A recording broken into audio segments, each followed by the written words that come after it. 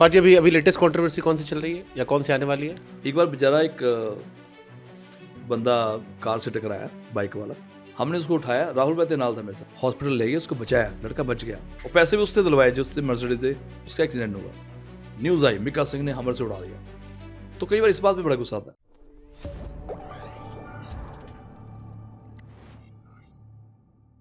पाजी अभी अभी लेटेस्ट कंट्रोवर्सी कौन सी चल रही है या कौन सी आने वाली है? ये अभी तो मैं ही बचने लग जाता हूँ। मैं पूरा जैसे मैं कहाँ की बात, मैं बताया था किसी इंटरव्यू में कि अभी तो हर जगह मैं बचने ही जाता हूँ।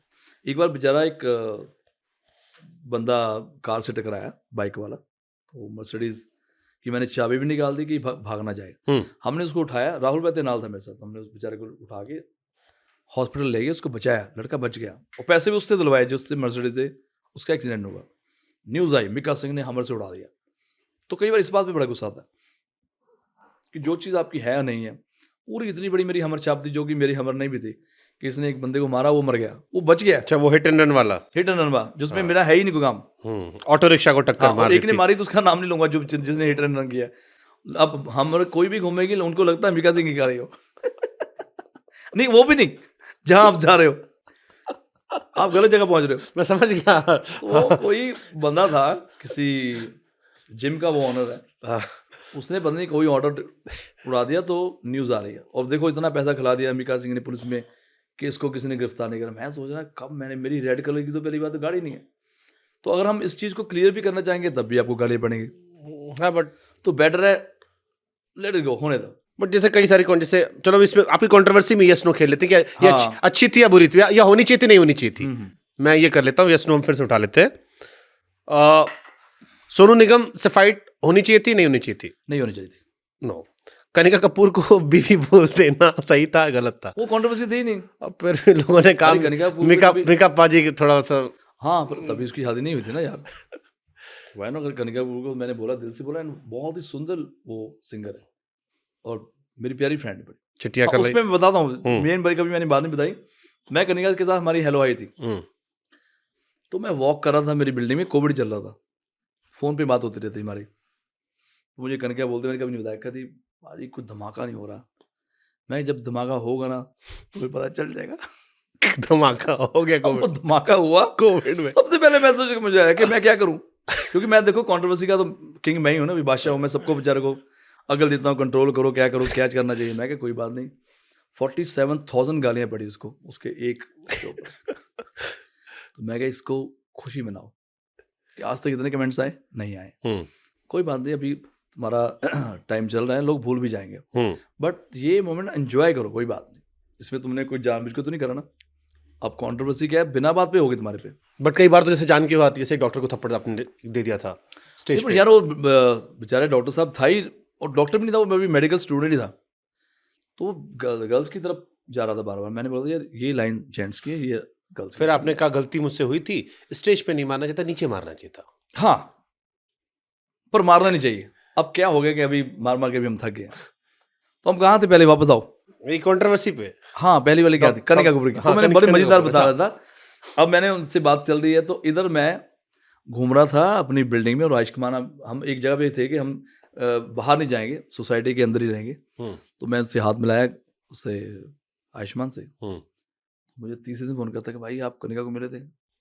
मैं क्या हो गया, कहता आपने मेरे से हाथ मिलाया। मैं फिर क्या, कहता भाई कोविड इतना कोविड का दर्द, वो बेचारी लखनऊ में बैठी है, ये यहाँ पे डर रहा है आयुष्मान। तो ये बहुत मुझे फनी लगा था कि मैं जिससे हाथ मिला, मुझे आप कनिका को मिले हो। कमाल में, मैं कनिका को रोज ही मिलने जाता हूँ वहाँ। बेचारी लखनऊ में उसकी कंट्रोवर्सी हुई है, तो मैं जिससे हाथ मिला रहा हूँ उसको लग रहा है कोविड हो जाएगा। बट ये बात से कन्या को गालियां बहुत पड़ी थी उस टाइम। हाँ, उस टाइम में टीवी में था, हमें याद है, हम तो रोज शो करते थे। तो आप देखो उसमें कनिका का अगर देखा जाए, कोई कसूर है बेचारी का, उसको कैसे पता चलेगा कोविड है या नहीं है। वो टाइम सर थोड़ा ऐसा था कि आप टाइम ऐसा था, हर आदमी डरा हुआ वो था। पॉपुलर थी तो कंट्रोवर्सी हुई। यही बात कर रहा था। ओके, तो ये डॉक्टर साहब वाला ठीक था? डॉक्टर वाला खैर मुझे इतना रिएक्ट नहीं करना चाहिए, बट कई बार होता है कि यार अगर हम थोड़ा सा, उसने मुझे फिंगर दिखा दी थी यार, और गालियाँ दे रहा था नीचे ऑडियंस में। खैर वो उसमें भी मुझे नहीं करना। मैं आपका एक इंटरव्यू, आपने कहा ये वाला पता नहीं कैसे आ गया, वरना हम लोग नीचे ही मैनेज कर लेते हैं। हाँ, नहीं, हाँ, ज़्यादातर ऐसे ही होता है कि हम बहुत सारे लोगों को बोलते हैं यार इसको थोड़ा साइड पे कर दो, कंट्रोल कर लो। बट अभी ऑडियंस बहुत समझदार हो गई, तो बहुत अच्छी ऑडियंस होगी। फिर वो कोई विदेशी मुद्रा वाला आ गया था कि मीका पाजी इदारा पैसे से ले। हाँ यार, वो ना बहुत मेरे प्यारे दोस्त अभी वानखेड़े साहब, जो अक्सर चाहे समीर वानखेड़े। समीर वानखेड़े, अभी मुझे एयरपोर्ट पे दिखे थे। तो उन्होंने मुझे रोक लिया। मैंने बोला क्यों रोका? उन्होंने बोल दिया यार हालांकि मेरे बैंड मेंबर्स मेरे साथ थे और हर बंदे को 1000 अलाउड होता है उस वक्त। अब तो खैर 10,000 हो गया $US। वो बोलते ये इसमें नहीं होना चाहिए। थोड़ा मैं भी गर्म हो गया। उन्होंने कहा चल भाई बैठ जा। तो बाहर न्यूज़ ये आ गई कि भाई डिटेन हो गया फलाना ढिमकना। ये तो वर्ड ही नहीं मैंने सुना था कि मैं बहुत दुखी हो गया, इतनी न्यूज़ आ गई।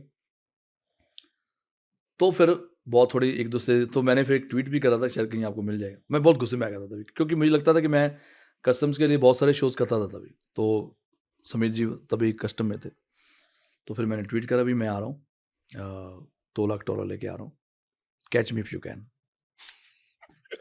तो मैं एयरपोर्ट पे उतरा, पूरा भरा हुआ एयरपोर्ट पे, जैसे कोई साला दाऊद इब्राहिम उतरने वाला होगा, सोना ले जैसे कि टंगा ही होगा मेरे पास।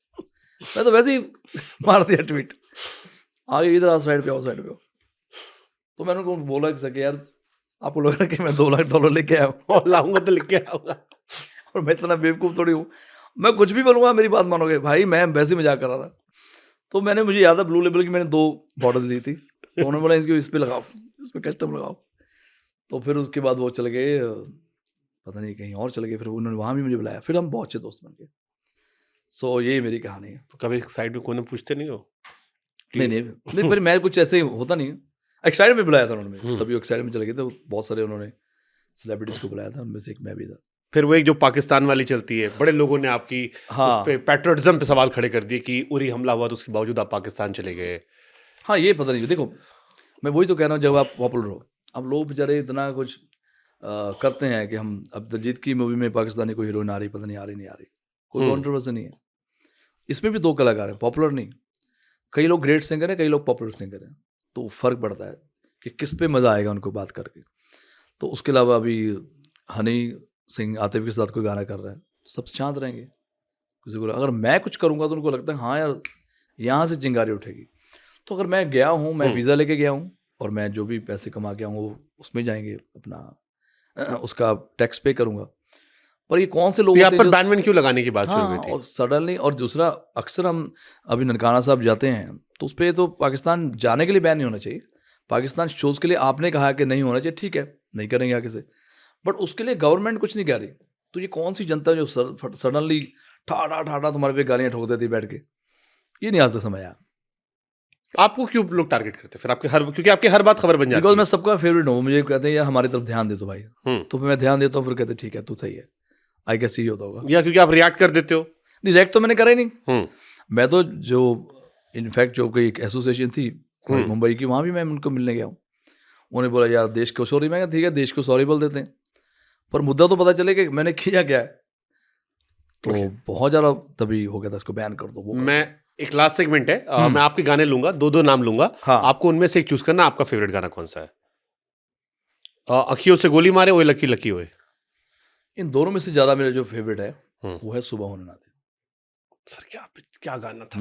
तेनू मैं लव करदा बेमतलब करदा बाहों में आ सोनिए बस आज रात के लिए सुबह होने ना दे। तो thank you Pritam da for the lovely song. Thank you Kumar ji जिन्होंने ये गाना लिखा है, and thank you Akshay Kumar and John Abraham, दोनों 6 फुट के बंदे और गाना गा रहे हैं। वो जो पीरियड आया ना एकदम से चेंज ऑफ माई लाइफ जो इसको बोलते हैं, क्योंकि पहले सामने क्या चल रहा था, समथिंग चल रहा था, देन सडनली मौजा आया।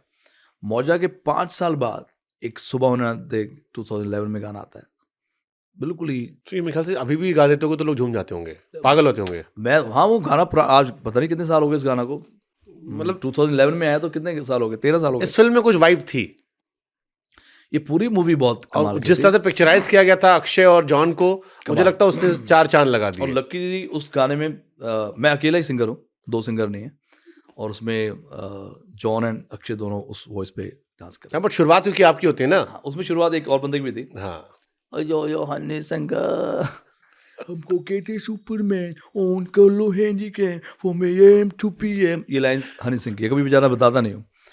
तो पहले हनी पाजी को मैंने वहाँ भेजा प्रीतम दा के पास, then मैंने भेजा बोहे मेरे को, अब बोहेमिया हनी उस वक्त दोनों आपस में रजा बोहेमिया हाँ किसा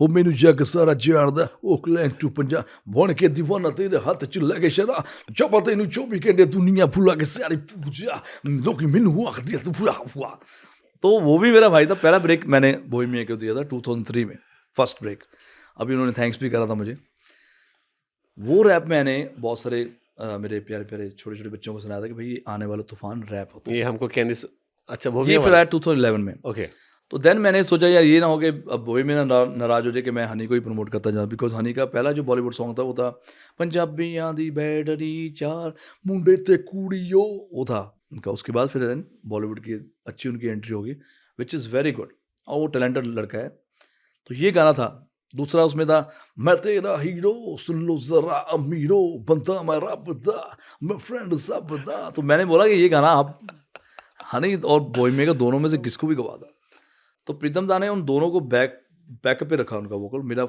आ गया वो रैप हम तीनों गए and I think it's the only song जिसमें बोहेमिया और हनी सिंह है हाँ पर वो दोनों बताते नहीं कभी दोनों मेरे प्यारे भाई हैं पता नहीं क्या चक्कर है इन दोनों का कभी एक दिन को सबको इकट्ठे करोगे ना मैं बहुत मारूंगा पकड़ के तो वो गाना इनका था और फिर फिल्म में उसका है बोहेमिया का ये जो देसी बॉयज फिल्म थी